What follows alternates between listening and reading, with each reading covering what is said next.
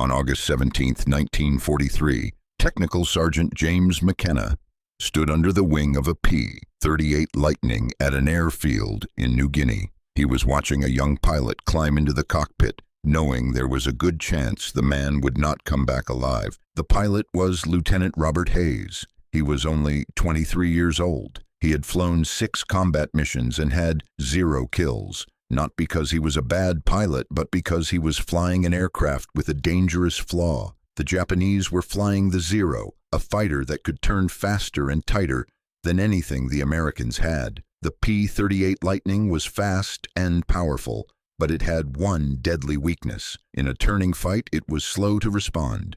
That delay was killing pilots. American doctrine was clear: never turn with a Zero, dive in, shoot, climb away. But in real combat, things didn't go according to manuals. Zeros baited pilots into turns and waited for the P-38 to lag just long enough to get on their tail. Pilots followed the rules and still died. McKenna was a mechanic.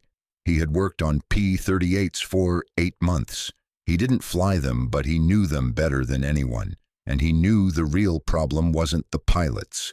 It was the control cables, and inside the aircraft, the aileron control cables had a small amount of slack, less than half an inch. Army engineers said it was within specifications, but McKenna knew that tiny delay between moving the stick and the airplane responding was the difference between life and death. He had seen it too many times. Pilots came back shaken, telling the same story. The plane felt slow, mushy, like it hesitated before turning. McKenna tried to report it.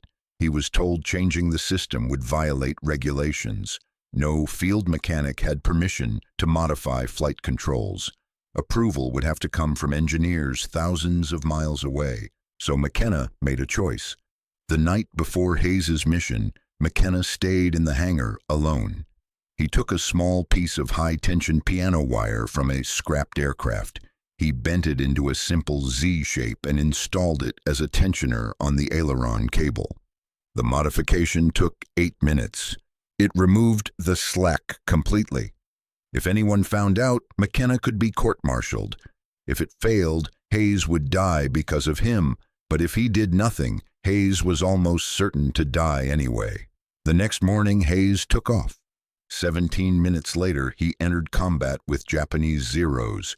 When Hayes rolled to follow one of them, he felt something he had never felt before. The aircraft responded instantly, no delay, no hesitation. It rolled when he told it to roll. Hayes shot down his first Zero, then a second, then a third.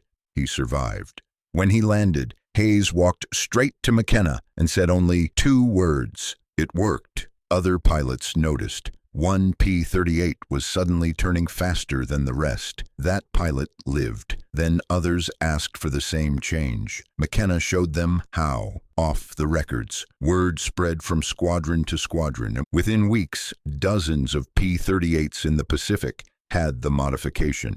The kill ratio changed. The Japanese noticed.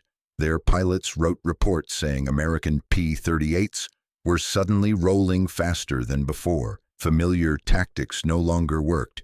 Even Japan's best aces were caught off guard. What they didn't know was that the difference was hidden deep inside the aircraft, a 6-inch piece of piano wire. The modification was never officially approved during the war. Years later, Lockheed quietly added a similar system to newer P-38 models.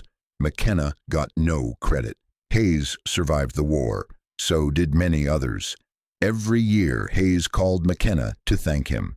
McKenna went home, opened a small garage, and lived a quiet life.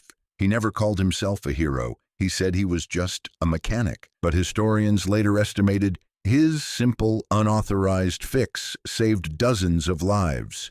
That's how innovation really happens in war. Not always in offices or committees, but in hangars late at night, by people willing to break rules to save lives. If you liked this story, please give the video a like, subscribe to the channel for more forgotten stories from World War II, and leave a comment telling us where you're watching from. Thank you for watching.